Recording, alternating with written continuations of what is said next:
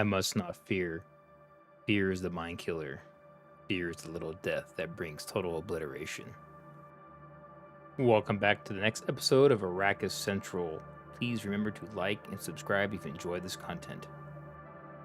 In this episode, we'll be talking about Lady Jessica, the concubine of Duke Leto Atreides and the mother of Paul. Throughout the years, the role of Lady Jessica has been portrayed by a few different actresses. In David Lynch's 1984 version of Dune, she's portrayed by the actress Francesca Annis. And of course, in the Sci-Fi Channel miniseries, she was portrayed by Saskia Reeves and recast as Alice Krieg. And of course, in the current 2021 and 2024 Dune 1 and Dune Part 2, she is portrayed by the actress Rebecca Ferguson. Lady Jessica was born in the year 10,154 after the establishment of the Guild on the planet Wallach 9.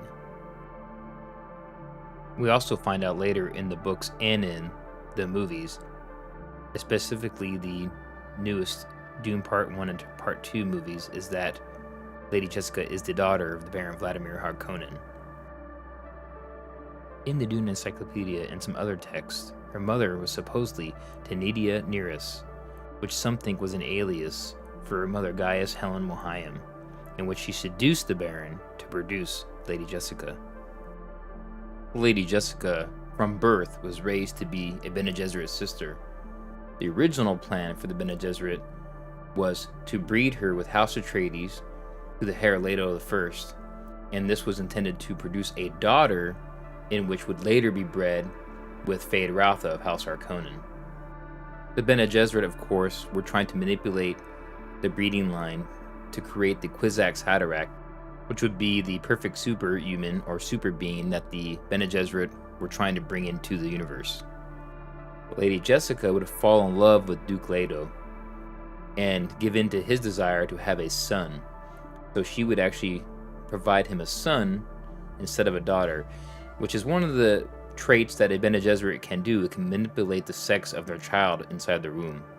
So right away you see in the Dune novel that Reverend Mother Gaius Helen Mohiam visits Caladan in order to test Paul to see if he does have powers of the Bene Gesserit sister and possible Kwisatz Haderach powers. Paul will be tested similar to in the movie, where his hand is placed inside the box and tested with pain.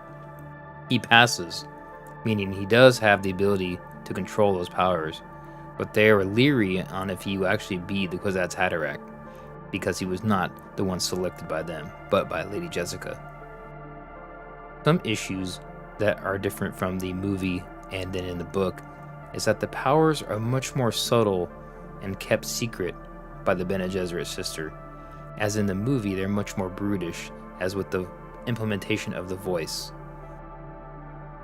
The use of the voice in the book depends on the person you're using it on, and in some cases it could be used as a seductive, more suggestible presence, but in the films it is much more of a brash, more of a verbal assault on the victim, and that is much different than in the books itself.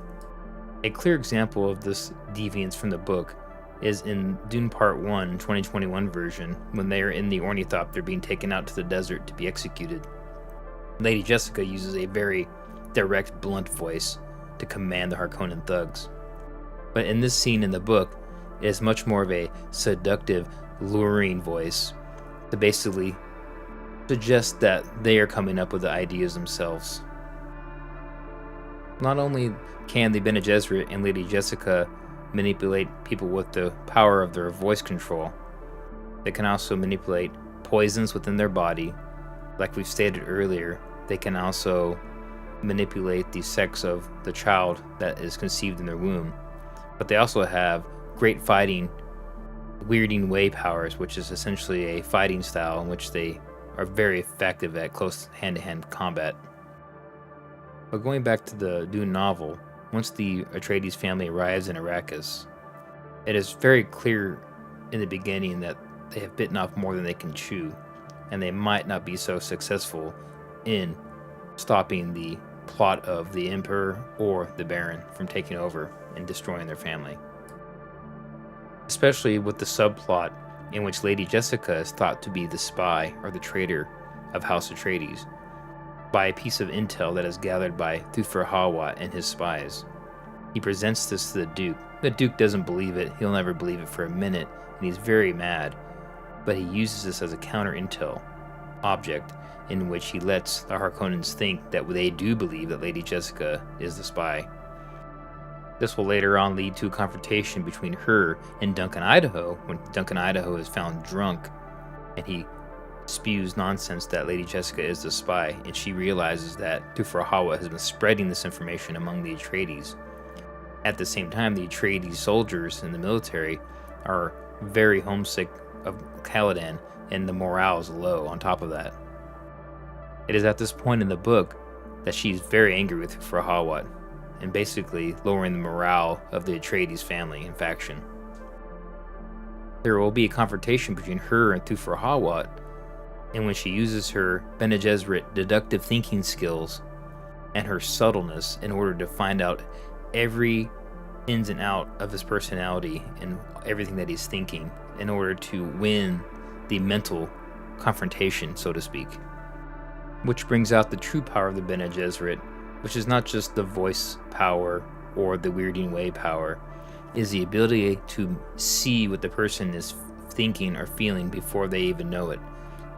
Due to their mannerisms, the pitch of their voice, every aspect of that person's biology, a Bene Gesserit can see that and then manipulate that to win in that situation, mentally or physically. Later on, you'll see that Lady Jessica in the book is a little bit more vulnerable when she realizes that Paul has that sight, that foresight power, which he gains with exposure to the spice.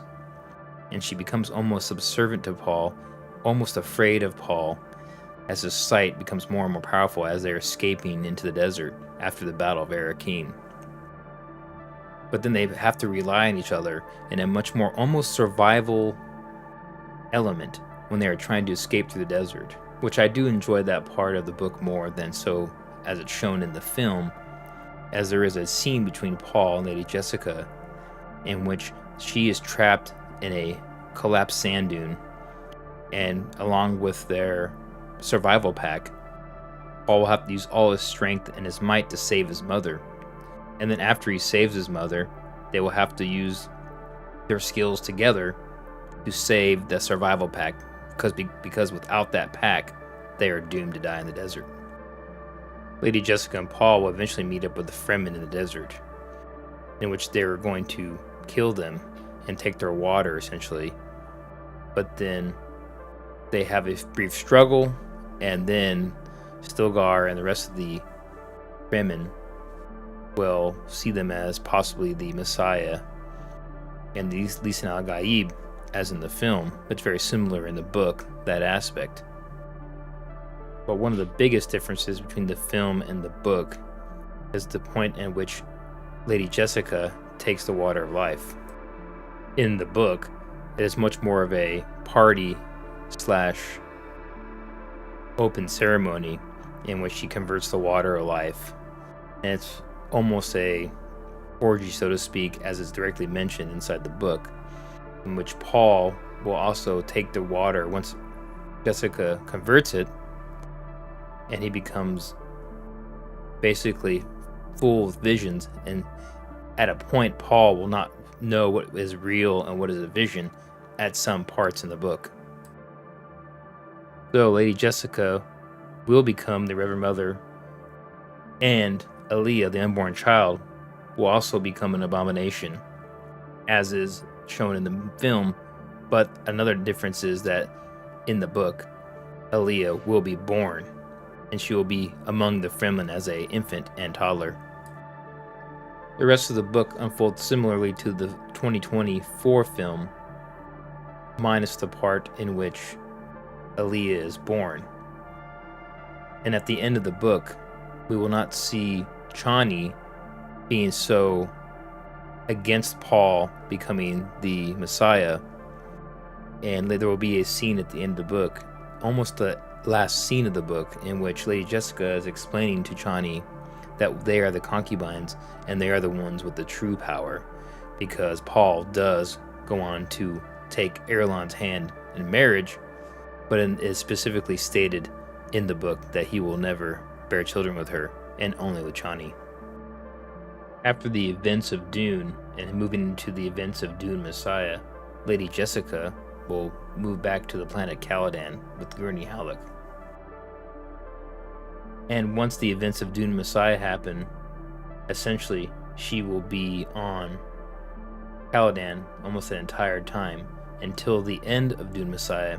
And if you switch in between the Brian Herbert books, which is Winds of Dune, which is a direct sequel to Dune Messiah, she'll be called back once the messenger that comes to Caladan and let her know that Paul has walked into the desert to die. She will then return to confront Alia, who is now the regent of the Imperium. That will end badly eventually. This is due to the fact that Alia, due to the fact that she's an abomination, the Baron Harkonnen's memories will take over and basically possess her. She will attempt to assassinate Lady Jessica when Lady Jessica comes back to inspect the children of Chani and Paul, Leto II, and Ganima. She will live and survive through that assassination attempt, and she will take refuge with Stilgar. Not giving too much away in the further books, as in the Children of Dune, there is much more that happens in there and afterwards, especially with the Gola of Duncan Idaho taking Lady Jessica to Seleucus Secundus. But that being said, she will eventually live out her days, as reported in Chapter House Dune, as to living to the age of 102. So Lady Jessica does live out her life eventually, and essentially, or as reported, has died of old age. But if you do like this content, please like and subscribe. I know this was one of my longest videos, but Lady Jessica being a pivotal role and character in the Dune novels, she will have so much information, so this would be a longer video. Please let me know if there's any information that you want to see else, and I will see you next time. Thank you.